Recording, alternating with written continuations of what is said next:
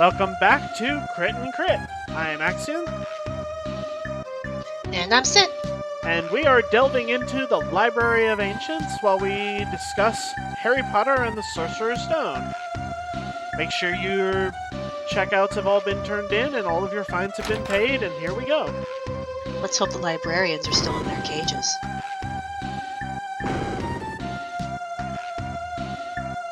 That was a mistake. Well.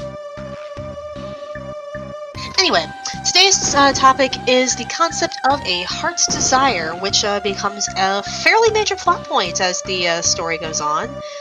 At least in terms of the Mirror of Erised, which, for those who are not aware, which I'd be impressed if you weren't, is desire spelled backwards.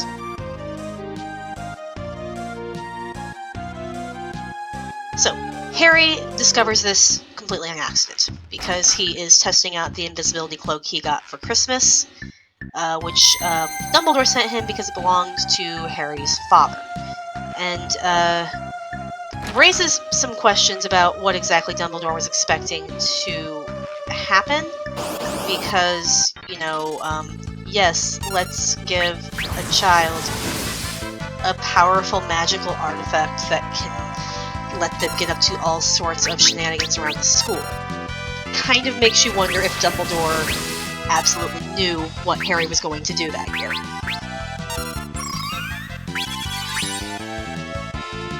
And it actually makes you kind of wonder, what would the series have been like if Harry was just a kid who always followed the rules all the time like Hermione tried to do at first?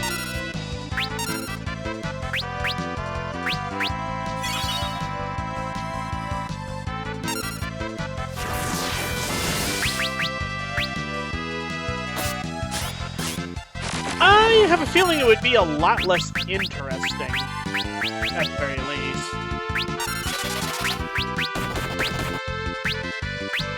Probably. A little less dangerous, but yeah, probably less interesting. I just get the impression that Dumbledore gave him that because he had an idea that Harry was going to start poking his nose into things. And, things would be off to a much worse start if Harry hadn't done that, because Quirrell had managed to set things up in such a way that he had time to get in and get a shot at finding the stone before anyone arrived to stop him. Except, a kid wanted it. Because, would have gotten away with it too. Yep. Except that they didn't have a meddling dog. But, yeah, anyway, Harry finds the Mirror of Erised because he is basically trying to hide from Snape and Filch. Because, the last two people you want to get caught ever while you're out of bed after hours is, the teacher that hates you and the groundkeeper who hates everybody. Or janitor, or whatever Filch's position was, I can't remember. Yep. So, yeah. Harry basically just needs somewhere to hide. And it happens to be, the room that we later learn is called the Room of Requirement, which happens to change to be whatever you need it to be at that point in time. Which is, nice and convenient for plot purposes to have a room that literally can change as the plot demands. Yay! Loot. And in this case, Harry, having no idea what this mirror is, happens to look into it, and he sees his family, whom he has never seen before in his life. And obviously you can kind of see how that would be the immediate concern of an orphan who has grown up effectively knowing from the only family he's ever known that he's unwanted, he's seen as a burden, and they cannot stand him. And it's a little bit heartbreaking when you think about it too hard. Yep. Then Harry sneaks Ron out the next night to show him the mirror, and Ron does not see Harry's family. It actually only shows anything to the one person who happens to be standing in the exact right position, because Ron's looking over Harry's shoulder and saying, like, I just see you. And Harry's like, okay, fine, go stand here. You see your family? No, I do not. I see myself with all of the accolades combined that my older siblings got. I've managed to stand out because I've done something. I've basically done everything they could combine. They're not going to compare me to them anymore because, you know, I am the youngest child. Well, second youngest child. And having been the oldest, I have never been in that position, but I've had friends with older siblings, and they've always found very few things more irritating than being constantly compared to their older sibling. So yeah, I can absolutely see why what Ron wants to see most in the world is... I'm actually in a weirdly unique position of...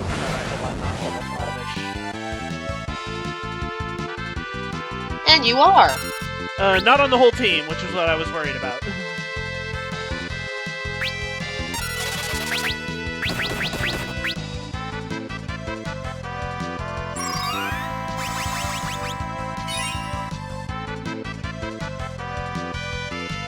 Anyway. I'm in a weird, unique position on this regard that I am also the oldest of my siblings, but I was close enough in age to my brother that almost everybody who knew one of us knew both of us, and we were very different people. And my brother was far more popular than I was. I touched on this a little bit in the previous episode where it happened again. Yeah. Where I mentioned in a previous episode that I was not very well liked or very popular as a kid. Please stop doing that. And I was a bit of a nerd, I was unpopular, I was kind of socially ostracized, especially in my younger, when I was younger. My brother was not. My brother was very athletically inclined and a lot more popular than I was in pretty much every regard.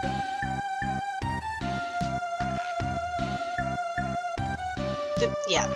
Ron's opportunity lets him be something on his own for once, not compared to his siblings, but something impressive in his own right, which, if you are the overlooked younger kid, is probably all you've ever really wanted, because, you know, even in a small family, sometimes your parents get so flustered they'll get the wrong name out if they're trying to yell at the other kids. I cannot count how many times I was called by my sister's name. So, you know, stand out, be remembered in a positive way. So, Harry goes back because he just wants to keep seeing his family, and there Dumbledore is to warn him about basically wasting away, obsessed with what he sees in the mirror. Which is probably a pretty good warning, considering Harry had been out there 3 nights in a row over it, and probably would have continued if Dumbledore hadn't told him to knock it off.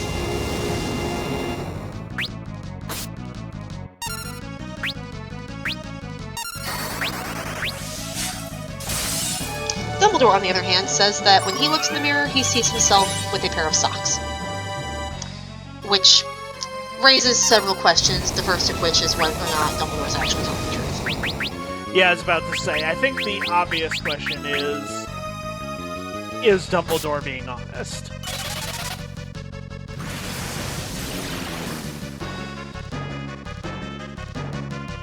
It's honestly hard to say with him, because, well, we know that Dumbledore is basically our rallying point for the good guys, but we also know that he, doesn't tend to be the most upfront with useful and important information with the allies who kind of need that information. Like, Harry gets a lot of the information he could have used earlier at the end of the book when he's laying in the hospital recovering from not having the information.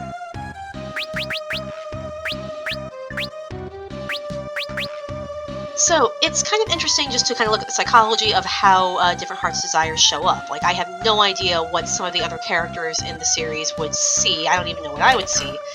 But what I also find interesting is that the concept of a heart's desire seems to be very, very mutable. Because we do get to see one character who sees two very distinctly different things in the mirror, depending on which part of the book he looks at it, and that is Harry. Yep. When Harry is first introduced to the mirror, he sees a lot of very personal desires. But when he reaches the mirror's location at the end of the book, when he's confronting Professor Quirrell,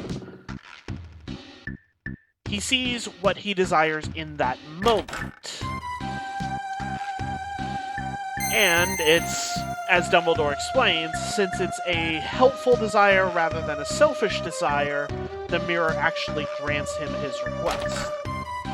Yep, what the specific wording that Rowling gives us is, what I want more than anything else in the world at the moment is to find the stone before Quirrell does. So if I look in the mirror, I should see myself finding it, which means I'll see where it's hidden. But how can I look without him realizing what I'm up to? So, yeah, Harry doesn't want the stone. He just wants to make sure that Quirrell, and therefore Voldemort, doesn't get his hands on it. So, when he looks in the mirror, however, he does not actually see a hiding place for the stone. He looks in the mirror, sees himself winking and putting it in his pocket, and then suddenly his actual pocket gets full of the Sorcerer's Stone. Yep. And he tries to lie and say, oh, nope, sorry, I just won the sports thing, so, yep, I'm getting the House Cup, and I'm feeling great. Oh, sorry, House Cup, not Quidditch Cup. I can read. But yeah, as mentioned, Dumbledore explains that, yes, somebody who wants the stone for a greedy purpose is going to see themselves using the stone. They're not going to see themselves finding the stone. So kind of a tricky enchantment there, which, you know, it works. So, I just find it interesting that the mirror could work off of momentary desires rather than, like, the deepest, darkest desires of your heart, which is kind of what the wording seemed to initially imply.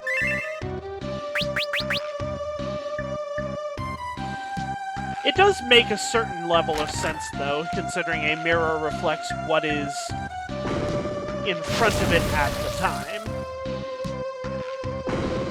So, I like how the bookshelf just politely apologized to you. I mean, Ifrit did burn it. There's a lesson for you, kids. If someone is rude to you, set them on fire. Just like Ifrit. Do not follow Ifrit's example. Please do not follow Ifrit's example.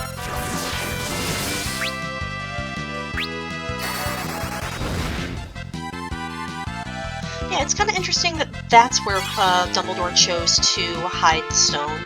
I'm kind of surprised he didn't just keep it with him, because people would notice if somebody tried to attack Dumbledore.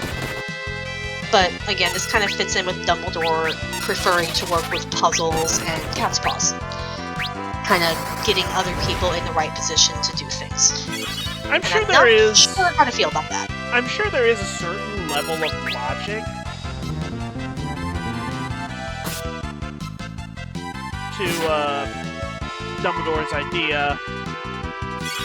Oh, this is going to be a problem.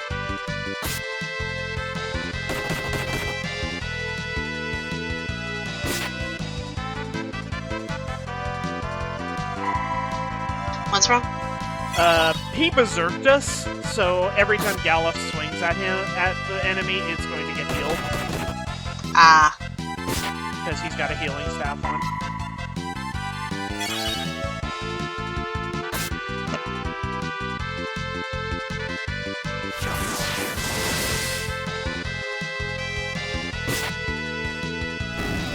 Okay, good, we survived.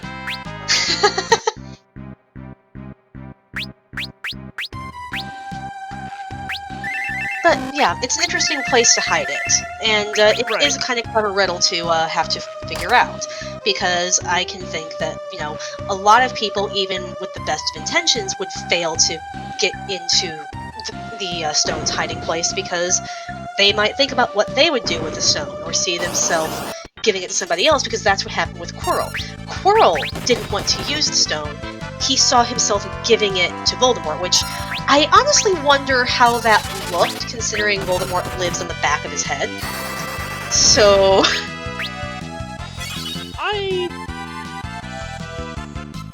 I think the movie kind of handled that a bit better, where it said, I see myself with the stone making ready, or something like that.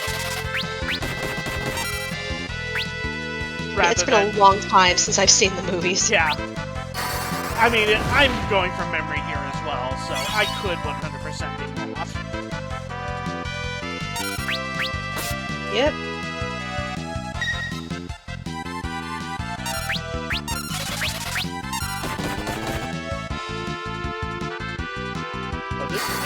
Yeah, it's kind of fun just the way it's presented because first we see Quirrell saying, I see the stone, I present it to my master, but where is it? And then like a page later we find out, oh yeah, he's living in my hat. So I'm honestly now getting the very fun mental image of Quirrell smacking himself upside the head with the stone to please Voldemort. But yeah, so it's, I don't know, I just find it interesting that it basically has to be an altruism in the end to save the day because Harry is only able to find the stone because he doesn't want to use it for himself or give it to somebody else. He just wants to keep it out of the hands of someone who would do great harm with it. So Harry saves the day by making his heart desire something that only benefits him in the broadest sense of the word. Yep. And I'm sure there's quite a lot to read in with that, but I'm honestly not really sure where else to go with this. I honestly Why think don't that kind of Why wraps... don't you take Dolph's weapon out? This is gonna keep happening.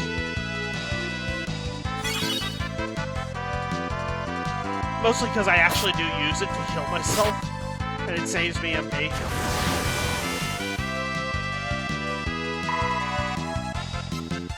But yeah, this seems like a pretty good place to leave it for now, so we will pick this up another time, because I believe that is the last thing we really wanted to talk about with the first book in the franchise. Yep, which means that we will be taking a break from Harry Potter for a little while going forward, and stepping into another series for a little while, both with the book that we are reading and the game we're playing. We will return to Harry Potter with the second book, and return to Final Fantasy V sometime in the future. Yep, so we will see you later. Bye! Bye!